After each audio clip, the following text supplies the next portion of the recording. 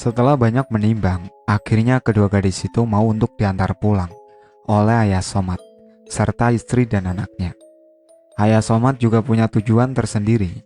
Dia ingin mengetahui lebih dalam tentang si Fahrizal, agar bisa membantunya sembuh dari kelainannya ini.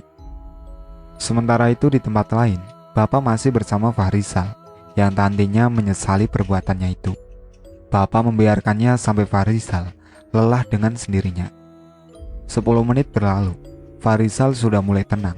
Ia duduk berhadapan dengan Bapak dengan dibatasi meja kerja yang penuh oleh tumpukan berkas. Sudah tenang? Tanya Bapak memastikan Fahrizal tak lagi dalam keadaan bersedih. Fahrizal mengangguk pelan, namun tak berkata apapun. Pak Pardi, guru yang terkenal tegas, datang setelah mendengar kabar itu. Tanpa segan ia langsung menampar Fahrizal dengan kerasnya. Bapak hanya membiarkan kejadian itu karena menurutnya Pak Pardi benar, sebab Pak Pardi hanya melakukan itu pada santrinya yang sudah melebihi batas, dan Fahrizal ini salah satunya. Dengan penuh emosi, Pak Pardi mulai memarahi seseorang yang membuat heboh itu. Jangan mikir ponpes yang saya ceritakan ini kejam, karena setiap guru pasti punya cara tersendiri untuk menghukum muridnya, apalagi jika sudah melebihi batas kewajaran. Jadi jangan berpikir negatif. Kenapa sampai ngelakuin itu? Kenapa? Pak Pardi berbicara dengan nada tinggi, tepat di samping telinga kanan Fahrizal. Remaja itu hanya terdiam dengan tangan yang menutupi bekas tamparan tadi. Yang malu bukan hanya sampean saja, tapi keluarga sampean juga ikut malu. Lihat adik-adik sampean tadi, mereka nangis, lihat kakaknya kayak gini. Di mana otak sampean? Pak Pardi masih terus memarahinya. Sudah Ustadz, berikan dia ruang. Bapak menyelah. Pak Pardi gugup dan bingung kenapa sampai kejadian seperti ini. Sekarang sampean jujur, sampean masih pingin mondok di sini dan kembali ke kodrat sampean, atau sampean tetap menyalahi kodrat dan pergi dari sini? Bapak memberikan pilihan pada Fahrizal. Remaja itu terdiam beberapa saat. Ternyata dia memiliki ketakutan sendiri jika nantinya harus kembali ke kodratnya. Namun ia akan menyesal jika ia tetap menjadi waria. Loh, lihat sendiri Ustadz, nentuin gitu aja masih bingung. Udah terbukti kalau dia masih pingin jadi wanita jadi-jadian. Sambar Pak Pardi. Fahrizal mulai membuka mulutnya demi memutuskan pertanyaannya Bapak. Busana muslim wanita keluaran terbaru yang selalu kubingungkan di mana ia mendapatkannya. Karena bajunya masih bagus-bagus semua, kini dicopotnya. Tinggallah ia hanya bertelanjang dada dan memakai boxer saja. Bedaknya luntur sebab terhapus oleh air matanya tadi. Saya memilih tetap di sini Ustadz, saya pengen tobat. Tolong jangan usir saya janji, saya tidak akan mengulanginya lagi, kata Fahrizal dengan wajah memohon. Sampean yakin dengan keputusan sampean? Karena ini bukan hanya janji sampean sama saya, tapi juga dengan diri sampean sendiri, dan tentunya sama Allah yang menciptakan sampean. Bapak memastikan jawaban Fahrizal. Saya janji Ustadz, demi Allah, saya tidak akan ingkar dengan janji itu, jawab Fahrizal penuh keyakinan. Bapak bernafas lega, tapi Pak Pardi masih tidak yakin dengan remaja itu. Baiklah, mulai sekarang, sampean saya pindah ke pesantren Putra. Akan saya titipkan dengan pengawas di sana. Untuk masalah baju, saya tahu sampean gak bawa baju yang pantas. Jadi nanti saya akan minta beberapa pengurus laki-laki untuk menyumbangkan baju mereka yang masih layak kepada sampean. Bapak menjelaskan kepada remaja salah gaul itu. Untuk sementara sampean di sini dulu. Saya mau telepon anak saya untuk membawakan baju saya dan sarung untuk sampean pakai, sambung Bapak. Fahrizal hanya tertunduk lesu. Mungkin inilah saatnya ia harus kembali menjalani kodratnya sebagai laki-laki yang normal. Bapak membawa Mas Fahrizal masuk ke dalam pesantren Putra. Semua santri memandangnya sinis. Meskipun dari awal Bapak dan pengurus lainnya sudah memperingatkan mereka untuk bersikap normal pada Mas Fahrizal, tetap saja mereka merasa bahwa harga diri mereka jatuh karena ulah Mas Rizal. Bapak bertemu dengan pengurus yang kebetulan piket di lantai 3. Lantai 3 ini tempatnya santri yang sudah dewasa. yang sudah lepas masa SMA. Jadi ada berbagai profesi di sana. Assalamualaikum Ustadz. Ini Farisal yang sudah saya jelaskan tadi. Saya mohon perlakukan dia seperti santri lain. Jangan sampai bikin dia terpojok. Bapak berkata dengan wibawanya yang masih melekat sampai sekarang. Enggak Ustadz, insya Allah, jawab Mas Dery yang bicara sama Bapak. Farisal, sekarang sampean saya serahkan sama Ustadz Dery. Dia sepantaran sama sampean, jadi jangan terlalu sungkan. Kalau ada perlu sama saya, bilang saja ketika saya ada jadwal ngajar ngaji, kata Bapak pada Mas Farisal. Bapak tahu Mas Farisal pasti bisa kembali lagi ke kodratnya dan terbebas dari penyimpangan itu. Bapak berpamitan kepada mereka. Mas Dery membawa Mas Farisal ke kamarnya yang kebetulan dia akan sekamar dengan mantan napi yang kabur dari jeruji besi. Karena pengen belajar ngaji sebelum nanti ia bakal kembali lagi ketika sudah siap menerima hukuman mati. Oh ya, di kamar itu isinya ada 5 orang, ditambah Mas Farisal, jadi 6 orang. Akan aku jelaskan di beberapa cerita tentang siapa saja yang ada di sana. Mas Farisal tidak membawa apa-apa ketika masuk ke pesantren putra. Baju yang ia pakai saat pertama adalah baju bapak dan sarungnya. Sampai bajunya jadi banyak karena banyak yang nyumbang ke dia. Mas Fadil pulang ke rumah dengan wajah masam. Aneh sih mengingat dia tadi berpesan akan nginep di pondok sampai besok. Tapi nyatanya malah pulang. Kenapa Mas? Tanyaku seraya masih mengoret-oret kertas dengan krayon. Bapak mana? Mas Fadil malah berbalik tanya. Masih di pondok, kenapa sih? Kataku tak lupa bertanya tujuannya, menanyakan Bapak. Gak apa-apa. Mas Fadil duduk sambil meminum susu coklat milikku. Katanya mau nginep di pondok. Aku masih bertanya. Lah itu, Mas sekarang malas ke pondok dek. Katanya ketus. Kenapa gitu? Gara-gara ada santri baru. Masa iya dek, dia itu nyamar jadi santri putri. Untung aja ketahuan. Jawab Mas Fadil dari wajahnya. Terlihat bahwa ia masih kesal. Oh Mas Farisal. Mas yang baru tahu aja kaget dan kesel. Apalagi aku yang kenal dia dari awal masuk dulu. Aku meletakkan krayon tadi dan memilih menggibah Mas Farisal. Jadi sampean udah tahu. Sekarang ceritain dari awal sampai akhirnya dia ketahuan. Mas Fadil memintaku untuk menceritakan tentang Mas Farisal. Dan dengan senang hati aku pun menceritakannya. Hingga pada di saat aku menceritakan tentang adik Mas Farisal, Mas Fadil menghentikan sejenak ceritaku. Sebentar, 2 anak cewek, bukannya mereka masih kecil ya? Mas tadi lihat, soalnya pas mau ke masjid, ucap Mas Fadil. Sedikit informasi, masjid pesantren putra ini di seberang jalan, jadi tahu siapa saja yang bakal datang ke pondok. Iya Mas, masih kecil-kecil, yang paling tua mungkin masih SMP, terus adiknya masih kelas 1 SD kayaknya. Sautku lalu kembali melanjutkan ceritaku sampai habis. Gila, segitunya nyalain kodrat, padahal dia masih waras loh dek. Mas Fadil heran, karena ternyata ada orang yang seperti itu di dunia. Aku kembali mewarnai kaligrafiku dan terlihat Mas Fadil memilih tidur di kamarnya. Menjelang Isya, aku duduk bersender di pintu masjid, menanti adzan yang tak kunjung berkumandang. Terlihat semua santri putri membicarakan peristiwa Mas Farisal, termasuk teman sekamarnya dulu yang masih shock. Ya, walaupun dulu belum musimnya broadcast BBM atau WhatsApp, tapi kalau masalah yang menggemparkan seperti ini membuat semua orang segera mengetahuinya tanpa ada pengumuman yang jelas. Mbak Susi mendatangiku. Dia ini juga salah satu teman sekamar Mas Farisal, dan dia pengen tahu cerita yang benar karena masih simpang siur katanya.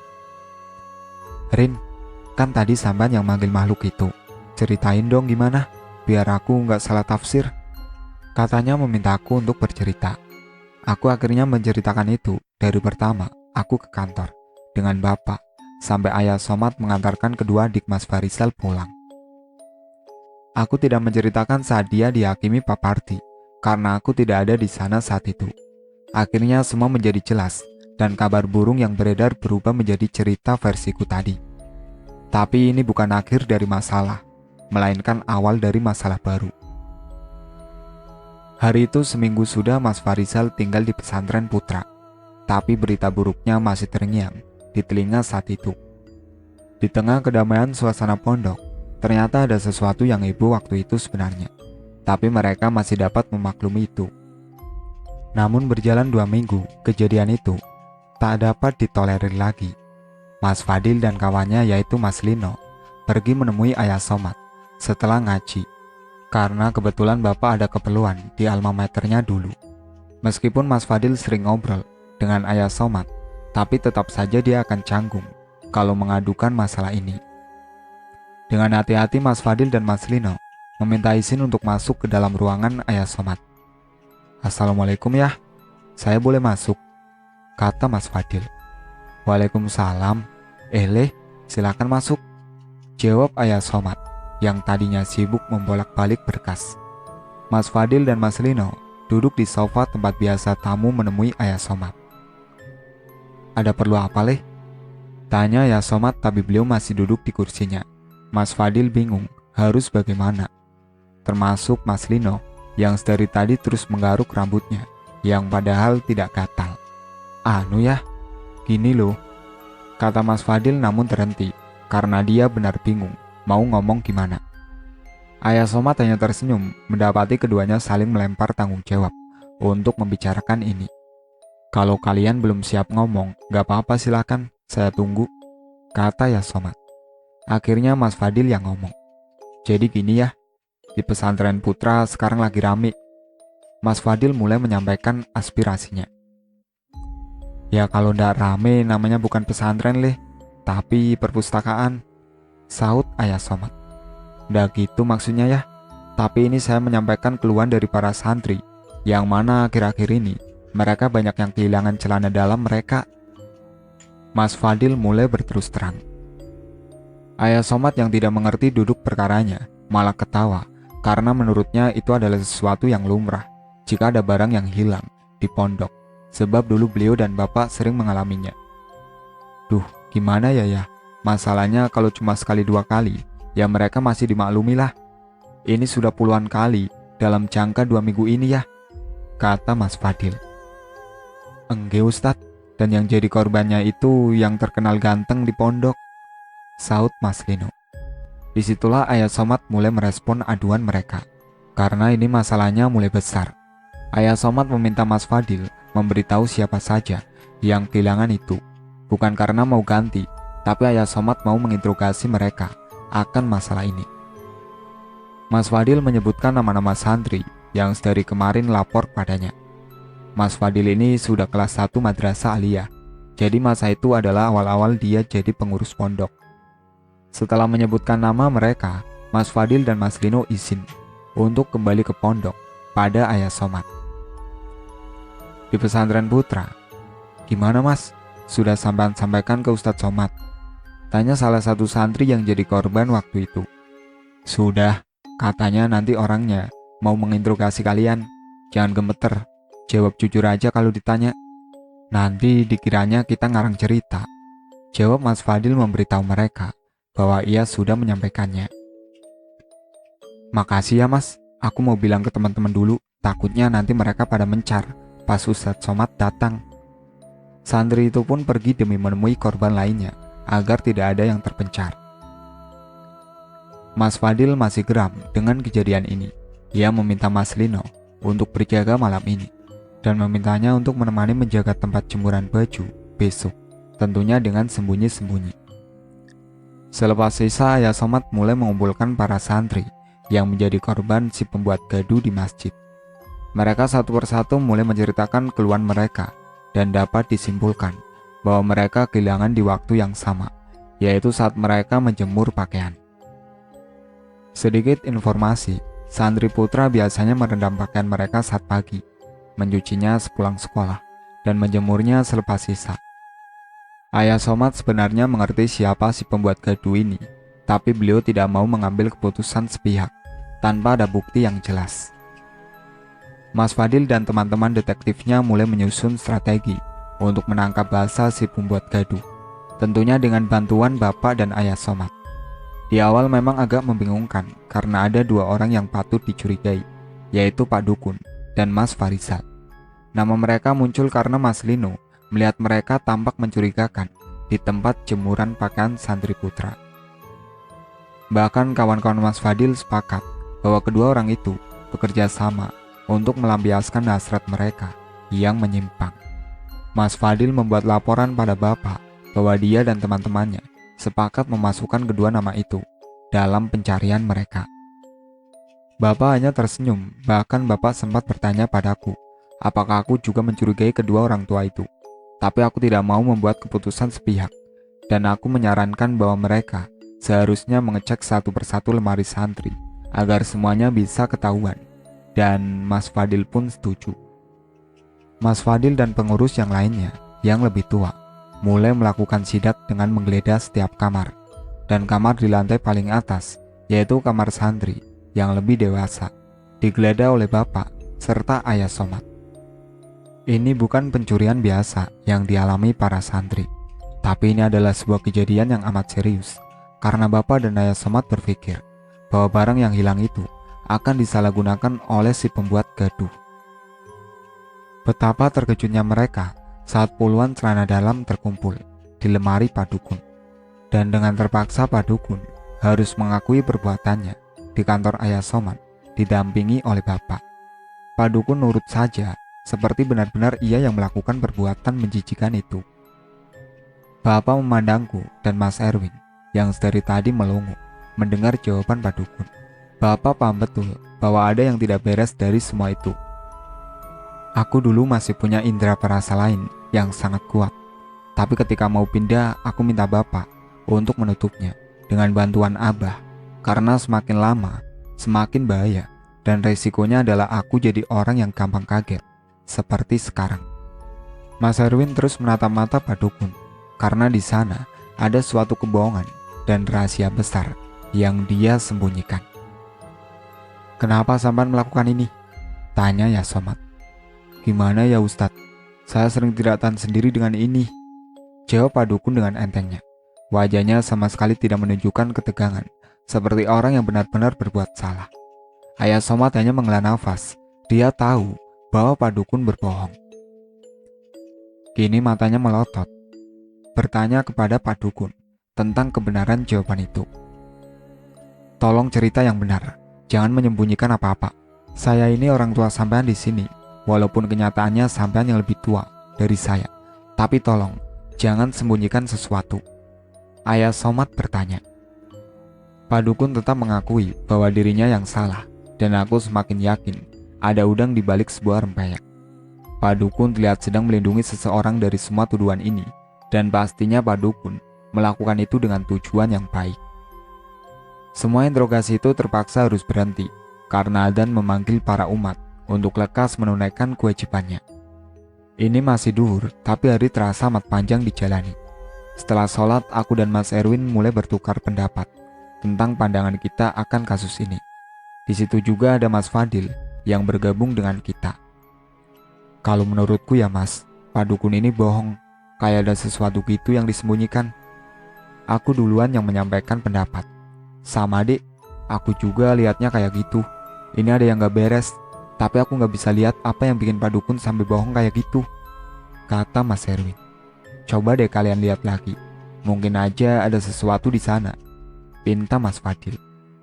Penglihatan Mas Erwin jauh lebih baik saat itu, tapi dia tidak bisa membuka dan menemukan titik terang dari semua ini, apalagi aku yang penglihatannya masih sebatas kebetulan. Yang salah tetaplah salah, Allah pasti membuka setiap rahasia tepat pada waktunya. Malam itu saat Mas Erwin selesai menjemur pakaiannya, ia melihat sosok yang selama ini menjadi buronan para santri. Yaps, si pembuat gaduh itu akhirnya diperlihatkan bagaimana batang hidungnya, dan itu adalah Mas Farisal. Dia mengendap-endap dan mengambil beberapa potong celana dalam milik santri, dan selanjutnya aku tidak bisa menjelaskan apa yang ia lakukan, karena itu sangat memalukan. Dengan sangat hati-hati, Mas Erwin menjelaskan apa yang ia lihat saat itu pada Ayah Somad, lalu memintanya untuk menggeledah lagi kamar Mas Farisal. Ayah Somad mengerti, dan ternyata ia juga sudah mengira bahwa semua itu adalah kelakuan Mas Farisal, sedangkan Pak Dukun hanya melindunginya agar Mas Farisal tidak dikeluarkan dari pondok. Sebab walaupun kelakuannya seperti itu, tapi ia serius untuk bertaubat. Malam itu juga Ayah Somad mendatangi kamar Mas Farisal. Di sana hanya ada Pak Adi, mantan napi yang kabur, karena yang lainnya sedang tahajud. Ayah Somad mulai menggeledah lemari Mas Farisal, dan benar saja, di sana ada beberapa potong yang dicurinya tadi, dan di situ ada nama pemiliknya. Ayah Somad dan Mas Erwin menunggu si pembuat gaduh itu datang dan mempertanggungjawabkan perbuatannya. Di sana juga ada Mas Lino yang dipanggil pengurus yang menjaga lantai itu. Kira-kira lebih kurang 10 menit yang ditunggu akhirnya datang dengan wajah enoncen seperti awal dia masuk ke sini.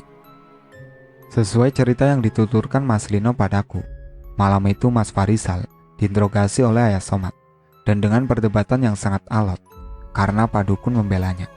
Namun akhirnya Mas Farisal mengakui perbuatannya dengan penuh rasa penyesalan, dan ia juga bilang bahwa Pak Dukun hanya membantunya agar ia tidak dikeluarkan dari pondok. Pesantren Putra pun geger, tapi mereka juga lega karena pelaku sudah terungkap dan mereka tidak lagi takut hal yang sama terjadi lagi, sebab Ayah Somad menyuruhnya tinggal di dalam untuk beberapa waktu sampai keributan reda.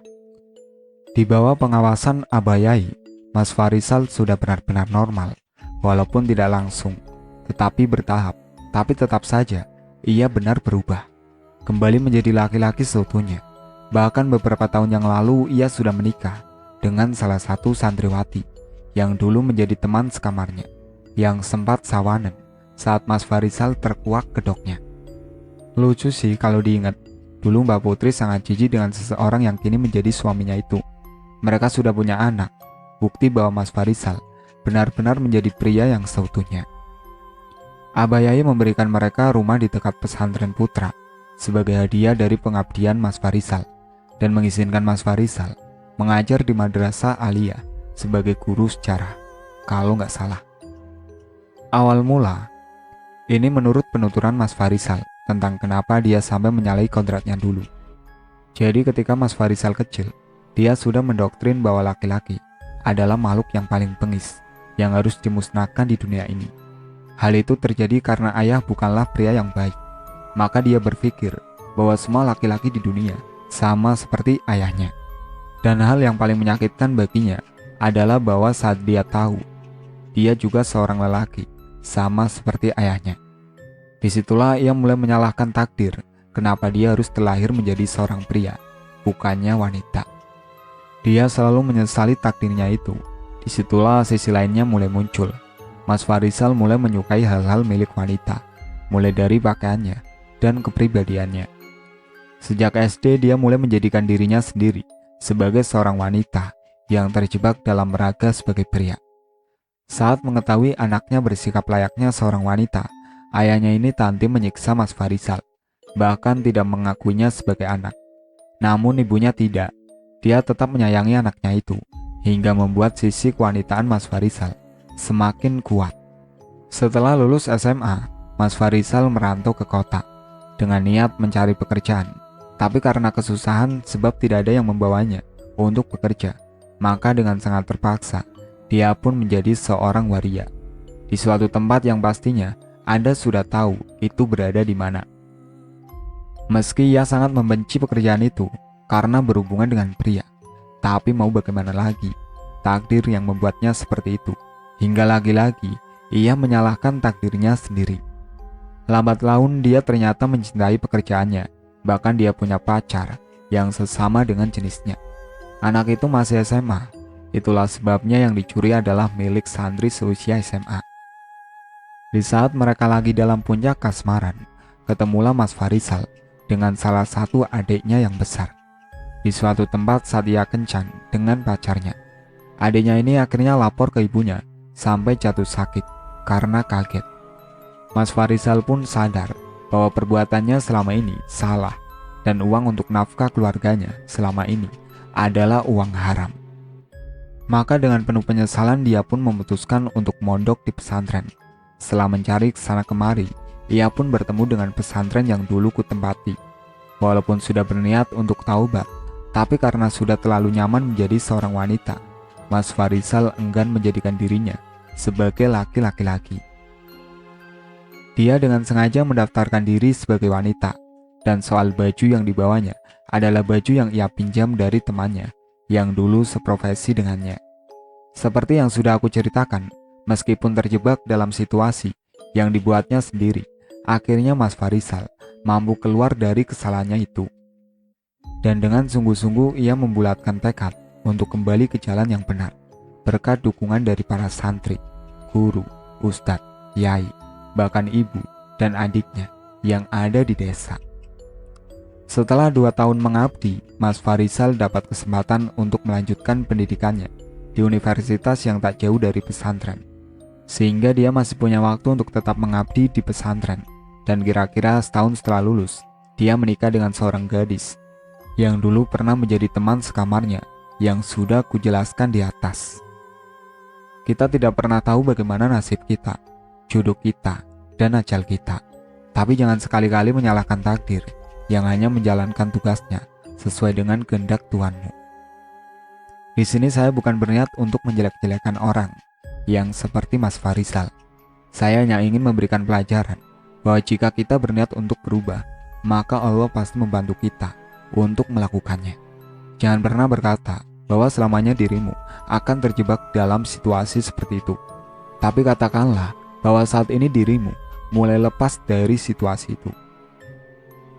Itulah akhir cerita Bukan Salah Takdir yang ditulis oleh Vinadi. Sekian dari saya. Wassalamualaikum warahmatullahi wabarakatuh.